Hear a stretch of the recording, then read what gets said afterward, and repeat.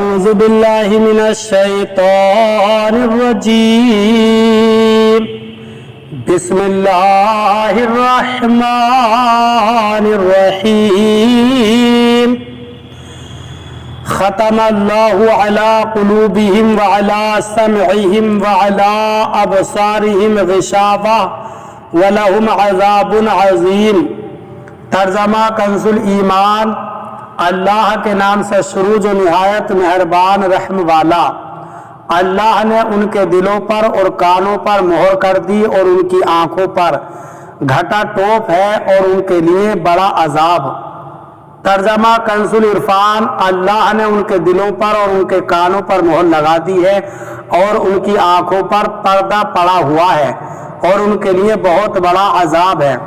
ختم اللہ، اللہ نے مہر لگا دی۔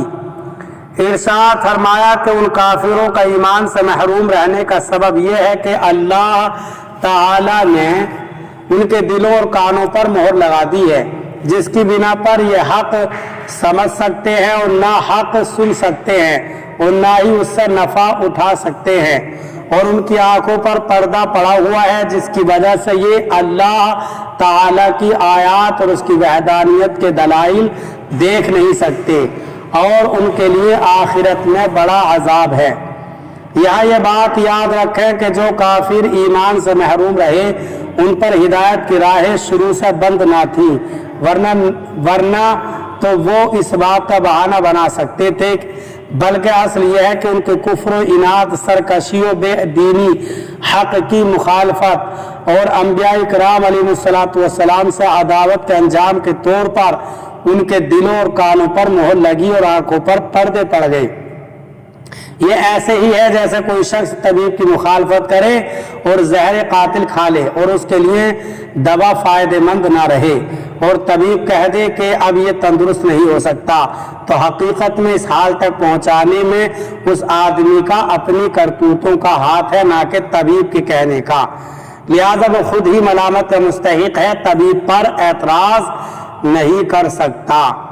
وَمِنَ النَّاسِ مَن يَقُولُ آمَنَّا بِاللَّهِ وَبِالْيَوْمِ الْآخِرِ وَمَا هُمْ بِمُؤْمِنِينَ۔ ترجمہ کنز الایمان۔ اور کچھ لوگ کہتے ہیں کہ ہم اللہ اور پچھلے دن پر ایمان لائے اور وہ ایمان والے نہیں۔ ترجمہ کنز العرفان۔ اور کچھ لوگ کہتے ہیں کہ ہم اللہ پر اور آخرت کے دن پر ایمان لے آئے ہیں، حالانکہ وہ ایمان والے نہیں ہیں۔ وَمِنَ النَّاسِ مَن يَقُولُ۔ اور کچھ لوگ کہتے ہیں۔ اس سے پہلی آیات میں مخلص ایمان والوں کا ذکر کیا گیا جن کا ظاہر و باطن درست اور سلامت تھا، پھر ان کافروں کا ذکر کیا گیا جو سرکشی اور عناد پر قائم تھے، اور اب یہاں سے لے کر آیت نمبر 20 تک منافقوں کا حال بیان کیا جا رہا ہے کہ اندرون خانہ کافر تھے اور اپنے آپ کو مسلمان ظاہر کرتے تھے۔ اس آیت کا خلاصہ یہ ہے کہ کچھ لوگ اپنی زبانوں سے اس طرح کہتے ہیں کہ ہم اللہ تعالیٰ پر اور آخرت کے دن پر ایمان لے آئے ہیں، حالانکہ وہ ایمان لانے والے نہیں ہیں، کیونکہ ان کا ظاہر ان کے باطن کے خلاف ہے، بلکہ حقیقت یہ ہے کہ وہ منافق ہیں۔ اس آیت سے چند باتیں معلوم ہوئی۔ ایک، جب تک دل میں تصدیق نہ ہو اس وقت تک ظاہری اعمال مومنین ہونے کے لیے کافی نہیں۔ دو، جو لوگ ایمان کا دعویٰ کرتے ہیں اور کفر کا اعتقاد رکھتے ہیں سب منافقین ہیں۔ تین، یہ اسلام اور مسلمان کے لیے کھلے کافروں سے زیادہ نقصان دہ ہیں۔ وَمِنَ النَّاسِ۔ اور کچھ لوگ، منافقوں کو کچھ لوگ کہنے میں اس بات کی طرف اشارہ ہے کہ یہ گروہ بہت صفات اور انسانی کمالات سے ایسا عاری ہے کہ اس کا ذکر کسی وصف و خوبی کے ساتھ نہیں کیا جاتا، بلکہ یوں کہا جاتا ہے کہ کچھ لوگ ہیں۔ اس لیے انبیاء کرام علیہ السلام کو محض انسان یا صرف بشر کے لفظ سے ذکر کرنے میں ان کے فضائل و کمالات کے انکار کا پہلو نکلتا ہے، لہذا اس سے اجتناب لازم ہے۔ اگر آپ قرآن پاک کا مطالعہ کریں تو معلوم ہوگا کہ انبیاء کرام علیہ السلام کو صرف بشر کے لفظ سے ذکر کرنا کفار کا طریقہ ہے، جبکہ مسلمان انبیاء کرام علیہ السلام کا تذکرہ عظمت و شان سے کرتے ہیں۔ یخادعون اللہ وهو युखादिऊन अल्लाह वल्लज़ीना आमनू वमा यखदऊन इल्ला अनफुसहुम वमा यशऊरून। तर्जमा कंजुल ईमान, फरेब दिया चाहते हैं अल्लाह और ईमान वालों को, और हकीकत में फरेब नहीं देते मगर अपनी जानों को, और उन्हें शऊर नहीं। तर्जमा कंजुल इरफान, ये लोग अल्लाह को और ईमान वालों को फरेब देना चाहते हैं, हालांकि ये सिर्फ अपने आप को फरेब दे रहे हैं और उन्हें शऊर नहीं। युखादिऊन अल्लाह, वो अल्लाह को धोखा देना चाहते हैं। अल्लाह ताला इससे पाक है कि उसे कोई धोखा दे सके, वो तमाम पोशीदा बातों का जानने वाला है।